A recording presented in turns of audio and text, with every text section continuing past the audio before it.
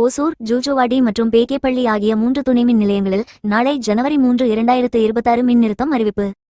கிருஷ்ணகிரி மின் பகிர்மான வட்டம் ஓசூர் கோட்டத்திற்கு உட்பட்ட பகுதிகளில் அத்தியாவசிய பராமரிப்பு பணிகள் நடைபெற உள்ளதால் நாளை ஜனவரி 3, 2026 அன்று மின் நிறுத்தம் செய்யப்பட உள்ளது. இந்த மின் நிறுத்தம் காலை 9 மணி முதல் மாலை 5 மணி வரை நடைமுறையில் இருக்கும்.